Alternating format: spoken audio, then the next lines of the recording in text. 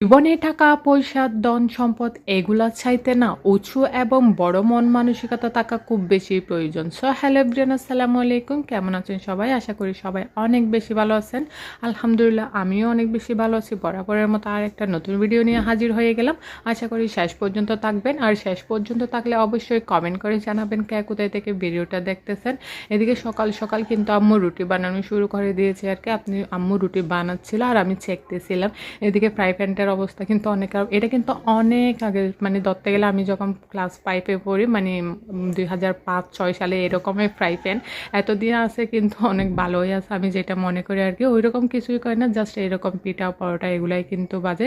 এদিকে আম্মু বানাচ্ছিল আর আমি একটু বেজে নিচ্ছিলাম। রুটিগুলো ফুলকো ফুলকো হয়েছিল, পরে গিয়ে কিন্তু অনেক সময়ই নিচ্ছিল আর কি, কারণ চুলাটা আমি অনেক ছোটো করে দিয়েছিলাম। একে একে প্রত্যেকটা রুটি আমি ছেঁকে নিয়েছি। এই যে দেখেন, এরপর আম্মু আজকে ওই রকম কিছুই রান্না করবে না, যেহেতু আজকে কাজিনের গায়ে হলুদ, কালকে বিয়ে। আম্মু বলতেছে এবং ভাইও বলতেছিল টুকটাক করে কিছু রান্না করা, আম্মু ডাল আলু ভর্তা এই যে এরকম যেগুলো থাকে আর কি। অনেকদিন মাছ মাংস খাইতে খাইতে না অনেক বেশি বিরক্ত চলে আসতেছে। তো আম্মু বলতেছিল আসলে ডাল রান্না করে তুমি যদি ভিডিও নিতে চাও তাইলে নাও। আমি বলছি হ্যাঁ ভিডিও তো লাগবে, কারণ ফেসবুক তো এটা কখনোই দেখবে না আমি রান্না করতেছি বা আমার কাজিনের বিয়ে, এটা তো কখনোই দেখবে না। ফেসবুক সব সময় চাই কি কাজ আর কাজ। আমি এইভাবে সবগুলো ডাল একসাথে করে নিল আর কি। এরপর ফুটতে দিয়ে দেবো। যখন ডালগুলো ফুটতে গিয়েছে আর কি, ভালো মতো একদম ফুটে গিয়েছে, বাইরেই রান্না করতেছিল, গ্যাসের মধ্যে একটু কমই রান্না করা আর কি। ভেতরে কিন্তু অনেক সময় নাস্তার জন্য বেশি রান্না করা হয়, যখন আমি একটু ভিডিও নিতে চাই বাইরে কিন্তু একটু বেশি রান্না করি আর কি।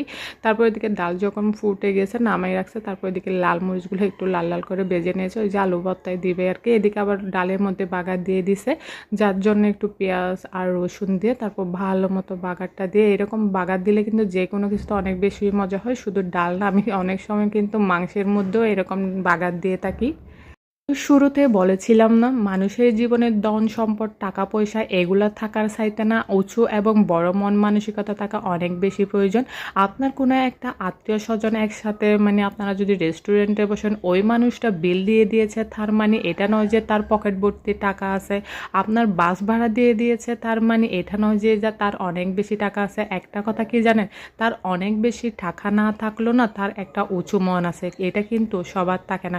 এমন আপনার বড়লোক আত্মীয় স্বজন দেখবেন তারা অনেক বেশি কোটিপতি, কিন্তু ওই মানুষটা কখনোই চাইবে না যে আপনি তারই মতো কোটিপতি বা বড়লোক হন, কারণ তার না ওই রকম একটা মন মানসিকতা থাকে না। একটা বিষয় খেয়াল করে দেখবেন, আপনি যখন কোথাও যাবেন না, আপনার ওই বড়লোক আত্মীয় স্বজনটা না এড়ে এড়ে থাকবে, যদি ওখানে টাকা দিতে হয় এটা বয়ে। কিন্তু আমরা যারা মধ্যবিত্ত তাদের না কিছু থাকুক বা না থাকুক একটা কিন্তু বড় মন থাকে। কোনো একটা কিছুতে যখন অংশগ্রহণ করতে যায়, তার পকেট ভর্তি টাকা না থাকলেও না সে যতটা আছে ততটাই কিন্তু দিয়ে দেয়। একটা জিনিস খেয়াল করবেন, আপনি যখন বিপদে পড়বেন না, আপনার মধ্যবিত্ত আত্মীয় স্বজন যেটা আসে না সেটাই কিন্তু আপনাকে কিছু হলো, তার মধ্যে অনেক বেশি নাই, কিছু হলেও কিন্তু আপনাকে দিয়ে সাহায্য করতে চাইবে। এটাই কিন্তু উঁচু এবং বড় মন মানসিকতার পরিচয় দেয় আর কি। হলো একটা বাস্তব কথা কি জানেন, আপনার বিপদের সময় না আপনার বড়লোক আত্মীয় স্বজনদের আপনি কখনোই কাছে পাবেন না। সো আজকে এই পর্যন্ত। আসসালামু আলাইকুম।